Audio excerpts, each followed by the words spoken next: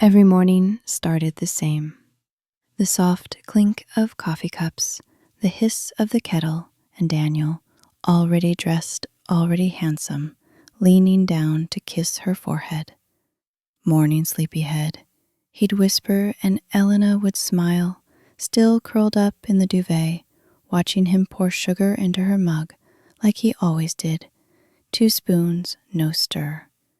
They lived in a small flat in Bristol, nothing grand, but filled with laughter, plants in corners, books stacked sideways on the shelves, and a warm yellow glow that never quite left the living room. Outside they were perfect. To Elena, they were enough. She loved the way Daniel hummed while brushing his teeth. She loved how he remembered her favorite pasta sauce and how he always left her little notes when she worked late. She loved him, without question, without fear. If there was a storm coming, she didn't hear the thunder. Not yet. It was their 3rd anniversary. Elena had set the table early, candles lit, pasta on the stove, her red dress pulled from the back of the wardrobe just for tonight. She waited and waited.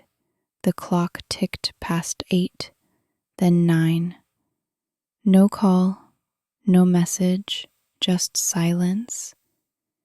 Her heart sank, not because he forgot, but because she remembered everything. The first date, the way he proposed, hands shaking in the park where they had their first kiss, and now this. At 9:47, the door opened. Daniel walked in, holding a wrinkled bouquet from the 24-hour shop down the street. Traffic was mad, he said, kissing her cheek. Sorry I'm late. Elena smiled, but it didn't reach her eyes. She blew out the candles, reheated the pasta, and poured them both a glass of wine. No mention of the date, no card, no sparkle. Just 2 people sharing food and a silence that didn't feel peaceful anymore. Sometimes it's not what's missing, it's how easily they forget what matters.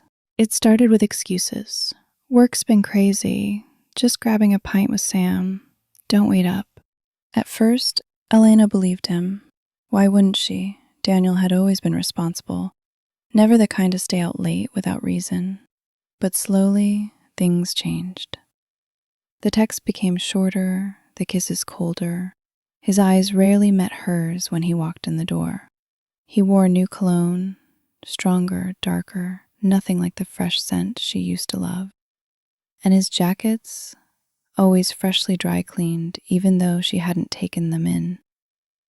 He smiled less, laughed less, and the way he touched her like she was glass, not because she was fragile, but because he didn't want to hold her too long. One night, as she folded his laundry, she found a silver bracelet, delicate, clearly not his, tucked inside the sleeve of his coat. Her breath caught. She stared at it for a long time. Then she put it back, pretending it wasn't there, because sometimes you lie to yourself to keep the dream alive. The flat didn't feel the same anymore. Elena noticed it in the way Daniel sat, facing away from her on the sofa, fingers scrolling endlessly through his phone, eyes never lifting when she spoke. He wasn't cruel, he wasn't loud, just distant, like he had packed his bags emotionally and left, but forgot to take his body with him.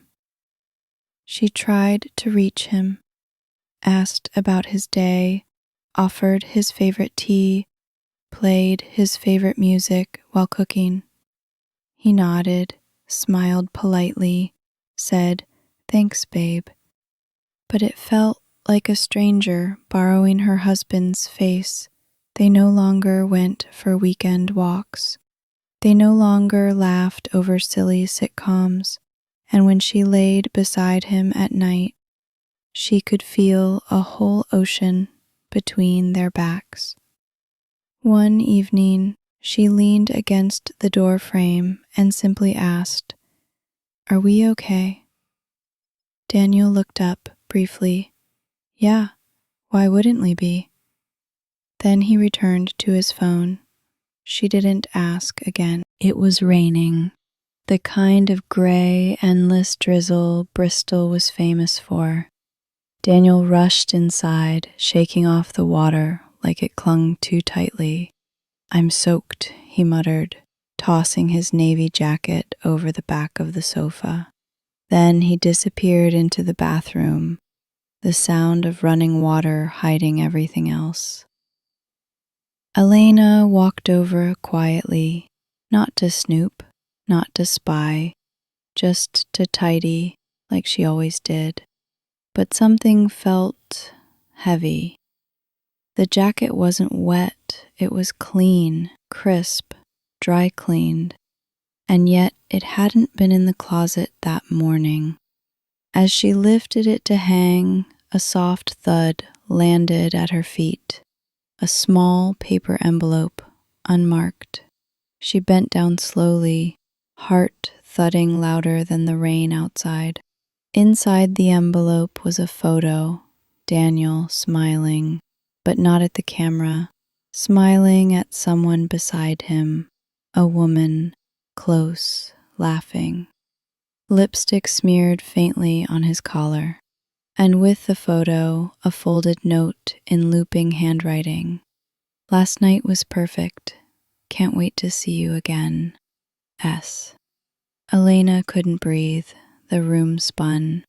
The rain sounded like thunder now. She didn't cry. Not yet.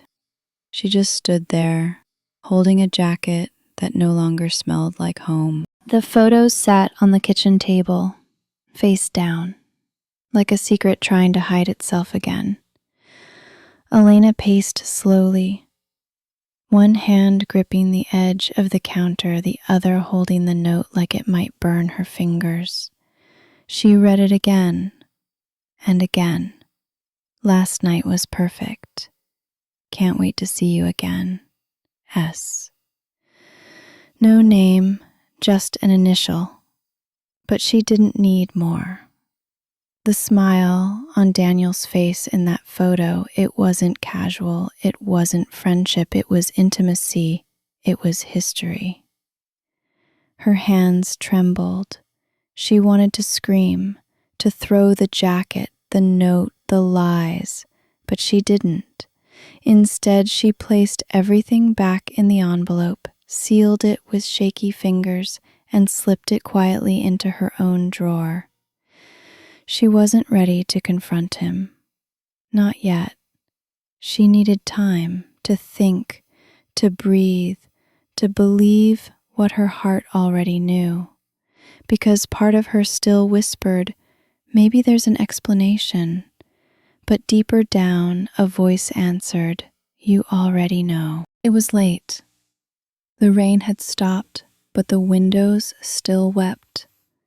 Daniel was sitting on the couch, scrolling through his phone, the TV playing something neither of them were watching. Elena sat across from him, hands folded in her lap, calm, too calm for what she was about to say. She reached into the side drawer, pulled out the envelope, and placed it on the coffee table between them. Daniel looked at it, then at her.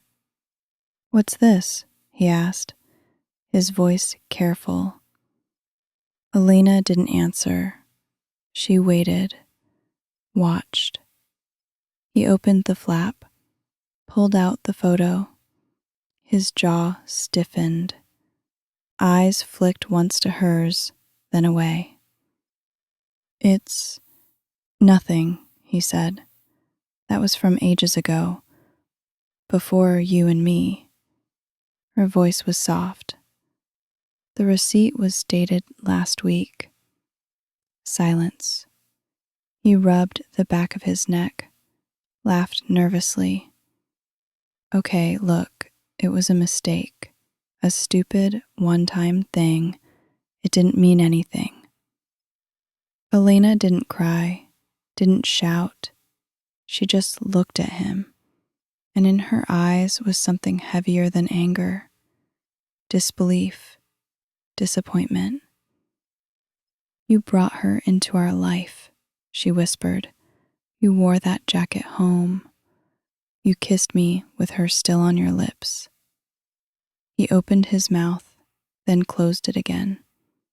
And that silence, it was louder than anything he could have said. The next morning, the kitchen smelled of burnt toast and desperation.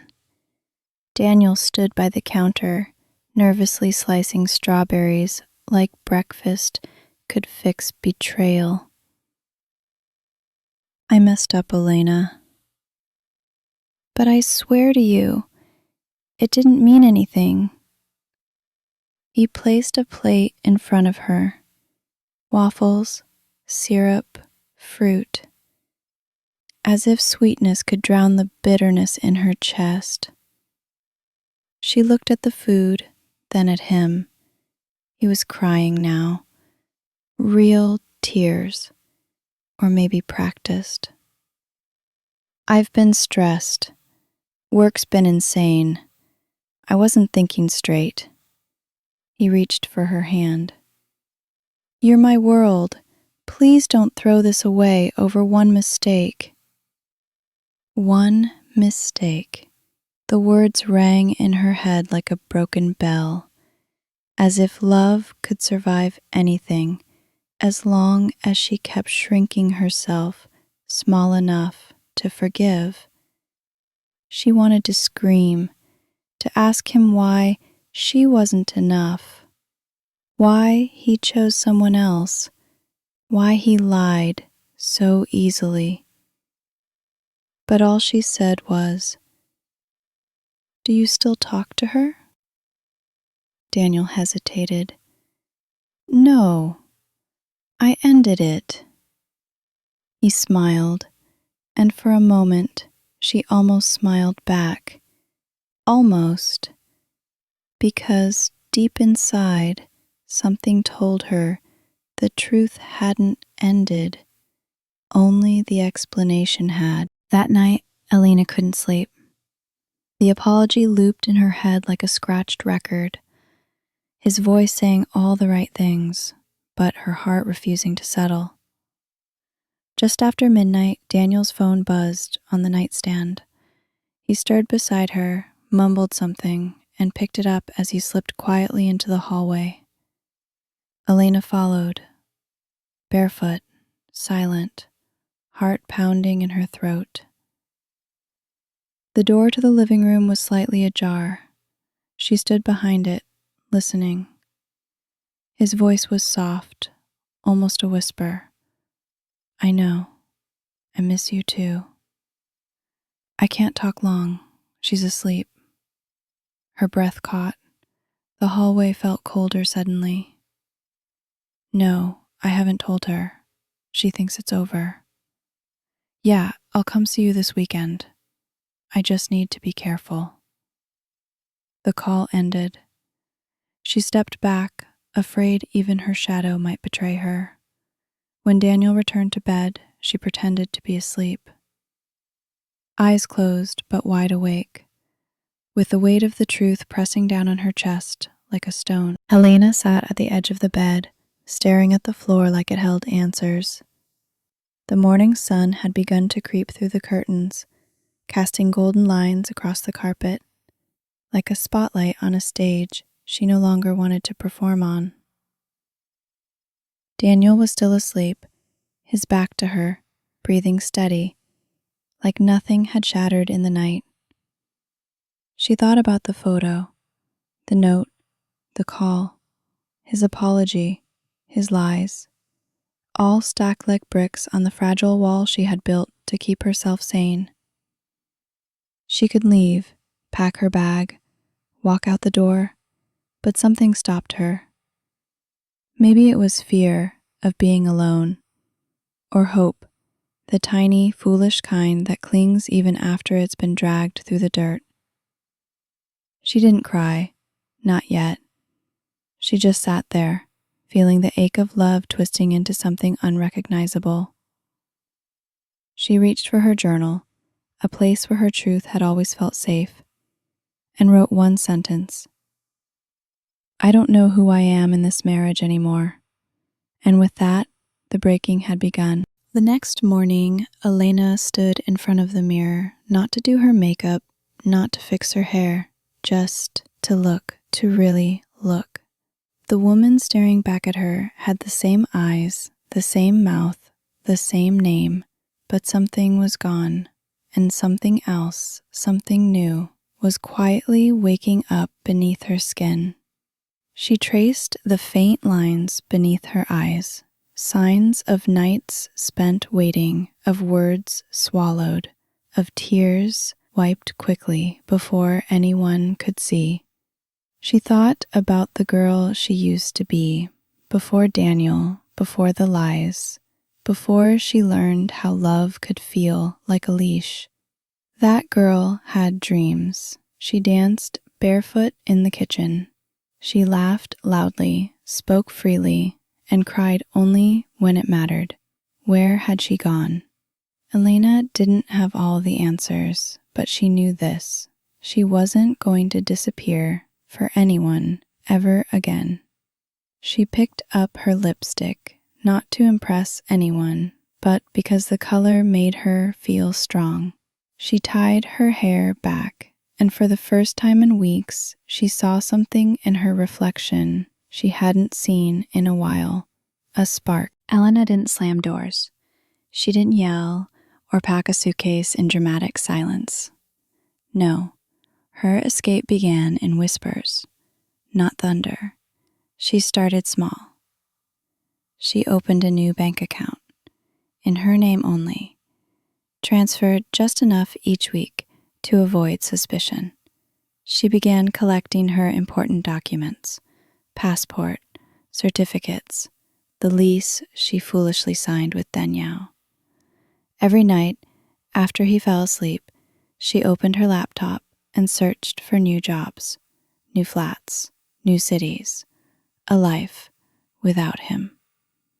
She cleared her browser history every morning, deleted texts she sent to herself with reminders. Call agency. Find storage unit. 1 more month. In the daylight, she was still the same, making his coffee, nodding at his lies, pretending. But in the quiet moments, she was building something. Not revenge, not rage, freedom. She bought a small notebook and wrote at the top of the first page, "This is not where my story ends." She didn't know what the next chapter would be, but it wouldn't be with a man who made her feel invisible. It was a Tuesday evening when Daniel noticed. Elena had smiled at dinner, but not for him, not because of him, and not the kind of smile he'd grown used to. The soft, hopeful kind that begged for his love. This one was quiet, content, untouchable. "You seem different lately," he said, setting down his fork. "Is everything okay?" Elena met his gaze, calm, unshaken. "I'm just tired," she replied. And for once, it wasn't a lie. Tired of pretending, tired of shrinking. He watched her more closely after that, not out of love, but control wrapped in concern. He started asking more questions. Where were you today? Why did you change your password? Who were you texting? Elena answered with grace, but no longer with guilt, because she wasn't hiding, she was surviving. Daniel's tone shifted, from sweet to sharp, from soft hands to firm grips on her wrist when no one was looking. But she didn't flinch, didn't cry, because fear had already done its worst. Now she was moving from the shadows toward the light. It was a Friday evening. Elena had just returned from a quiet walk, her bag heavier than usual, not with things, but with decisions. As she entered, she noticed something was off. Daniel wasn't in the living room. His phone wasn't on the counter where he usually left it. But the bathroom door was half open, and his voice echoed softly inside. She froze, listened. Another call. Yeah, she's still clueless. Don't worry, it's almost over. I'll book the hotel for next weekend. Just act normal till then. Elena didn't breathe, didn't blink. She didn't need to hear more. She had heard enough. She stepped back quietly, went to the bedroom, sat on the edge of the bed. This time she didn't cry. No shaking hands, no racing heart. Just stillness. Like standing at the edge of a cliff and realizing you were never afraid of falling, you were afraid of flying alone. She opened her drawer, pulled out the folder she'd prepared, new flat keys, her packed bag in the hallway, and a letter she had written weeks ago. By the time Daniel stepped out, the flat was empty, except for the silence he never listened to, and the note she left behind. The flat was smaller. One bedroom, a cracked window, no fancy furniture, no shared memories. But for the first time in months, Elena could breathe. She stood in the middle of the room, boxes half unpacked, a cup of tea warming her hands, and a peace she hadn't known in years. Outside, the London streets hummed with life, but inside, there was stillness, and it wasn't empty. It was hers. She hung up her coat, lit a candle, turned on music, not to hide pain, but to celebrate survival. She texted her friend, "I left." Just 2 words, but they felt like wings. She opened her journal, flipped past pages of heartache and denial, and wrote a new one. At the top, she scribbled, "Day 1, not someone's wife, just me." No one knocking on her door, no one checking her phone, no one making her feel small. She looked at herself in the mirror, not to fix anything, but to finally see someone whole. Sometimes the person we trust the most is the one who teaches us how deeply we can break. And sometimes it takes losing that person to finally find ourselves. Elena didn't walk away because she stopped loving him. She walked away because she started remembering how to love herself. If you've ever been lied to, silenced, or made to question your own worth, just know this: you are not weak for staying too long. You are strong for surviving it. And when you're ready, you'll leave, not because someone tells you to, but because your soul will no longer let you stay. Because healing isn't about forgetting the pain, it's about rising with it, stronger, wiser, free.